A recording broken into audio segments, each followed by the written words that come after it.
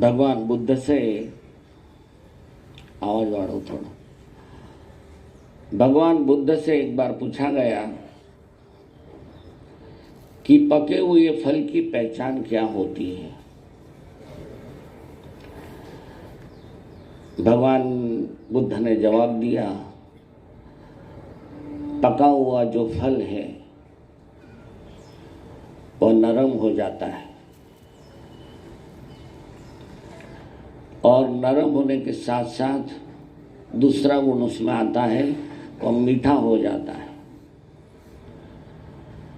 और मीठा होने के साथ साथ मूल्यवान हो जाता है, मूल्य बढ़ जाता है।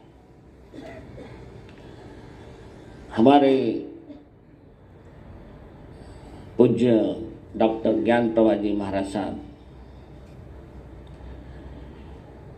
ये भी कैसे हैं, ज्ञान की आराधना की उन्होंने, ज्ञान की प्रभावना की, ज्ञान के भंडार है पर अहंकार नहीं।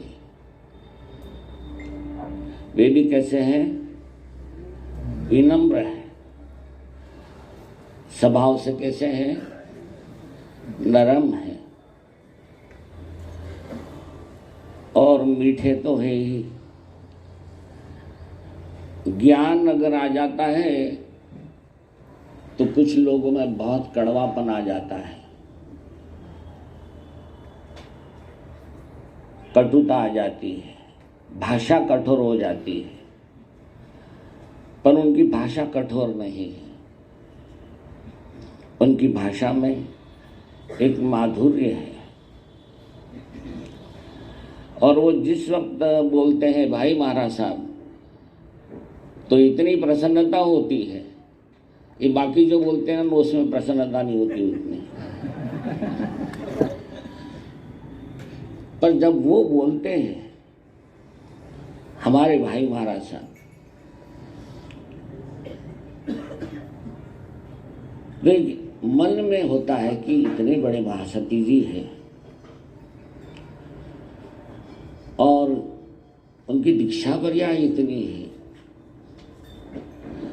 उम्र भी है, पर उनके स्वभाव में इतना माधुर्य है। हम लोग बहुत बार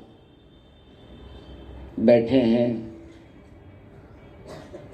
गुरुदेव जब उपस्थित थे यहाँ पर, उस समय बाई महाराज के साथ में आप पधारते थे और उस समय धर्म दर्शन का इतना चिंतन होता था। मेरे ख्याल से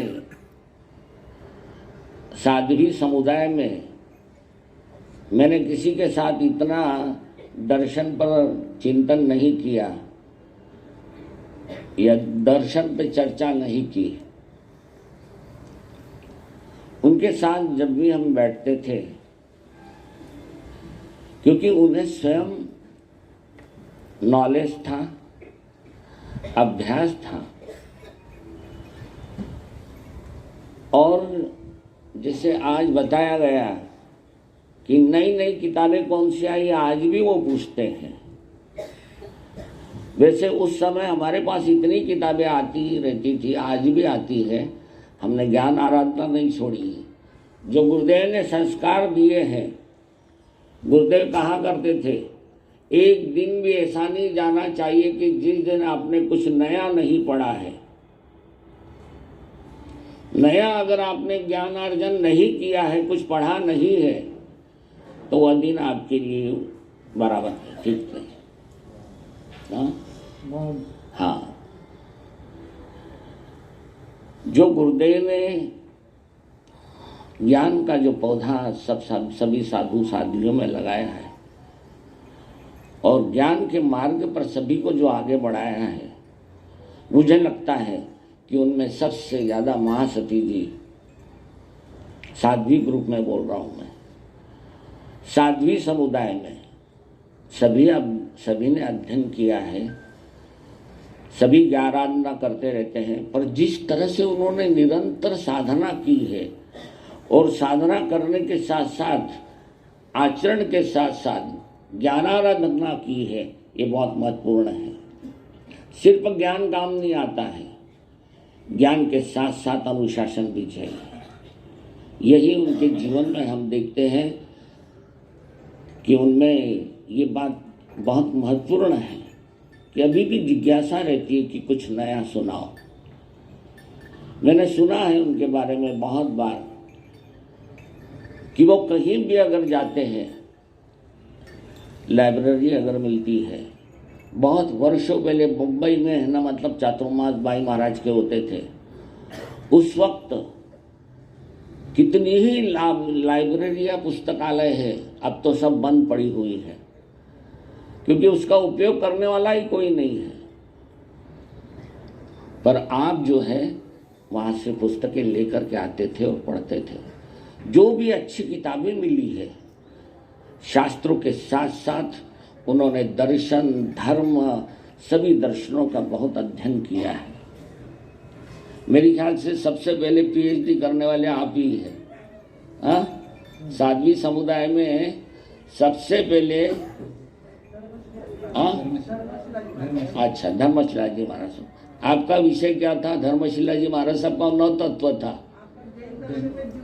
हाँ, जैन दर्शन में जीव तत्व। बहुत सी बातें हैं, बहुत से संस्मरण हैं, टाइम के हिसाब से मैं ज़्यादा नहीं बोल सकता हूँ। बंधुओं, एक बात ध्यान रखो कि ये जो लोग हैं आज हमारे प्रवर्तक श्री 90 बरस के हैं। हमारे ज्ञान प्रभा जी महाराज साहब 88 लग रहा है। प्रिय दर्शना जी महाराज साहब कितना है? 84। और बेन महाराज साहब जो है प्रीति सुधा जी 82। अब ये जो 4 साध्विया जी जो है, जिन लोगों ने समाज के लिए बहुत किया है, समाज को दिया है, और आज भी इनकी उपस्थिति बहुत काम करती है। सख्त राहों पर भी सफर आसान लगता है, सख्त राहों पर भी सफर आसान लगता है, मुझे इन बुजुर्गों की कृपा का असर लगता है। हर्ष सख्त राहों पर भी सफर आसान लगता है। हम जो आज जो भी करते हैं, इन जो बुजुर्ग हैं हमारे बीच में, इन बुजुर्गों के आशीर्वाद से, और ये उपस्थित रहते हैं तो भी बहुत अच्छा रहता है। और मैं आपसे कहूँ कि ये लोग हैं इसलिए हम आते रहते हैं और काम करते रहते हैं। हाँ, तो हमसे काम करवाना है तो बराबर उपस्थित रहो। सच कहता हूँ, क्योंकि है ना, बड़ा बनना आसान नहीं है बाबा, बहुत कठिन है। ये जिम्मेदारी लेना, बड़प्पन की जिम्मेदारी लेना इतना आसान नहीं होता है, बहुत कठिन होता है, चाहे हमारे साधु समुदाय में हो या समाज में हो।